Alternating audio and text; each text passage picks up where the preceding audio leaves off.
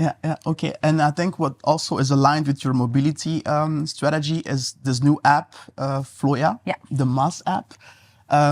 Could you tell me a little bit more about that? The reason why to add another app? And I guess it's owned by the government because Mass apps don't really make money, so I guess it's subsidized. So, but why another app? Because we need another app because there's a lot of apps. And I know this sounds crazy, but Floya is actually an app and it is organized by the government, but especially the public transport companies. So the STIP, the MEVB, has launched it, but with the help of the regional government. And what's the idea? It's now if you want to get around in Brussels, you need to really know how to get along. You need to know, okay, I can take a dot step, or I can take a poppy car, or I can go by Cambio, or I can use the STIP, or take the lane, MEVB. Yeah. So I have about 12 applications on my phone that I use regularly. So it is, you need to really know your way. So it's not organizing traffic around people. So the idea of Floya was, you need to have an app in which that you say, okay, I'm going from point A to B. What's the best way? And I know those apps exist. I do also have Google Maps on my phone, and it's telling you, okay, you can do it, but you cannot from that application directly book your Cambio or ask the taxi to come. So it's still, you see an option, but then you still need to open the other app. So the idea is if one integrated application that shows you how to get there in a multimodal way, because Floya is showing more options than many other applications. Say, okay, you can cycle for 10 minutes and then you can take a train and that will bring you faster. So it has a lot of intelligence behind it. But the idea is especially that you can, from in that app, you can pay all the ways to get around. And so it is an all integrated application. We were very inspired by the system in Vienna. So they also have this, and it showed that it helps people discover new ways of getting around. Most people are in a certain habit, especially in Belgium, we're very monomodal. People are either cyclists, either the car user, either public transport. And we need to become more multimodal, because sometimes you're tired, you want to cycle, and then perhaps the metro is a good option, or sometimes you have a lot of luggage and you really need a car. And so being multimodal is really the future of Brussels, and not everybody needs to bend their car forever, but if for 1 or 2 times a week you can get around differently, it really changes the difference in the street. So Floya is your partner in getting around in Brussels, and it's offering you ways to get around you didn't know, and everything is integrated in app. It is a growing app, so she's now launched. I call her she because Floya it's a woman. So she will grow and she will become more and more. And I'm really convinced that it will be very practical also for tourists. How can I get around? Do I get to? And you just put in your credit card and you can pay every mode. You can pay in the app as well. That's yes.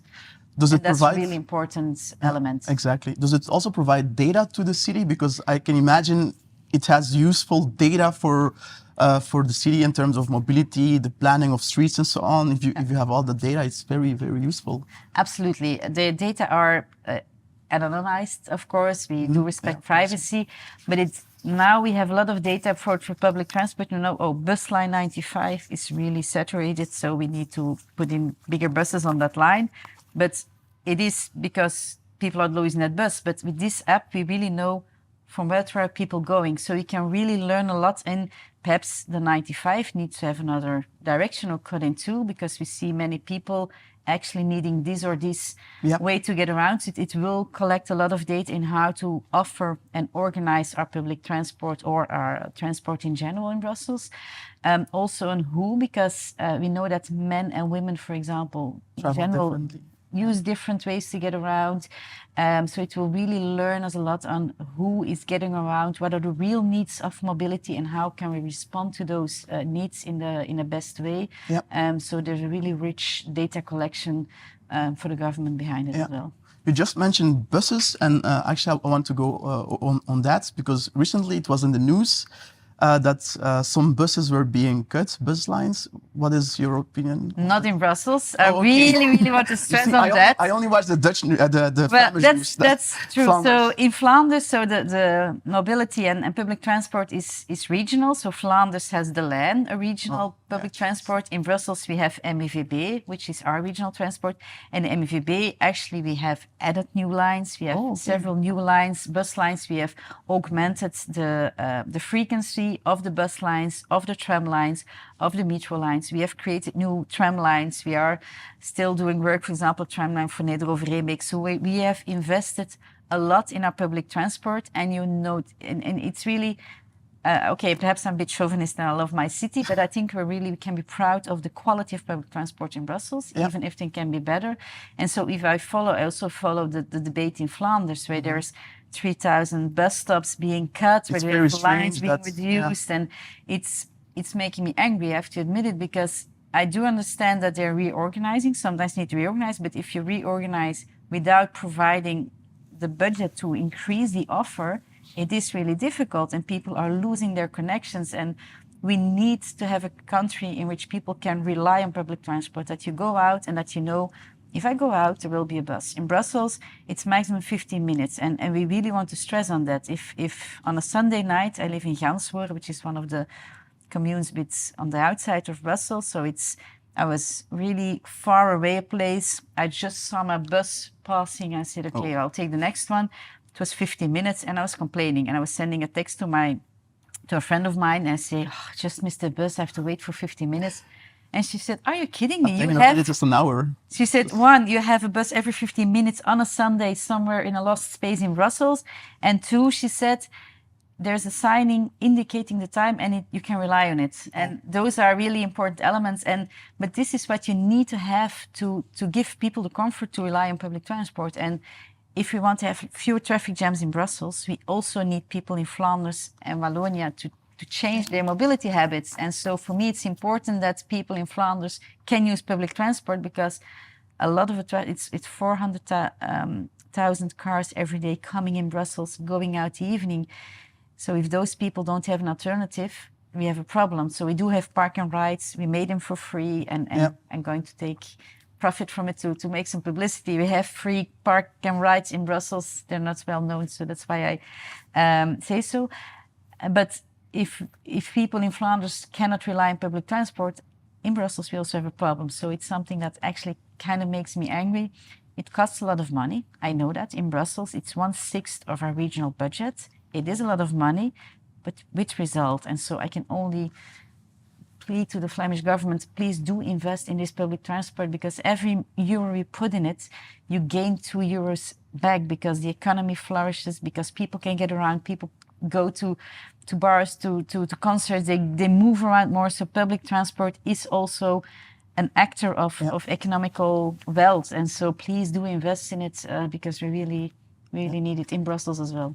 Actually, you changed my mind a little bit about Brussels, because as someone from Flanders, we always complain about the traffic when you enter Brussels and so on. That's always a big topic. We always complain about that.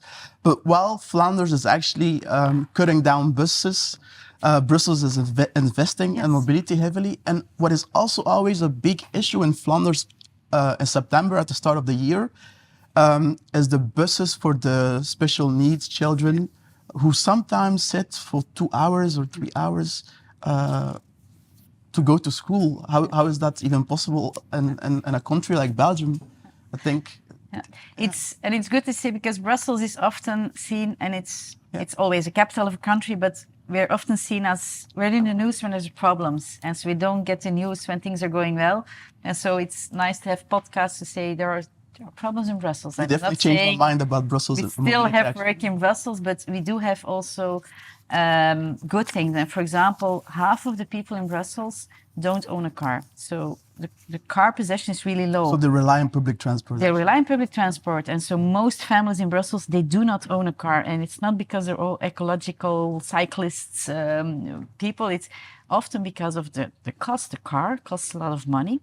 Not everybody can afford it. It takes space. You need a parking space. So it is often a choice, of an economical choice. So public transport is also a way of offering mobility choices to a population that doesn't always have the money to have a car, and making people because in Flanders say my car is my freedom. I hate that expression, because how is it freedom that you depend on an expensive big metal instrument to get around? For me, real freedom is I can leave my house and I will get anywhere by bike, by bus, by public transport, perhaps by car, without being dependent on having to buy my own personal car.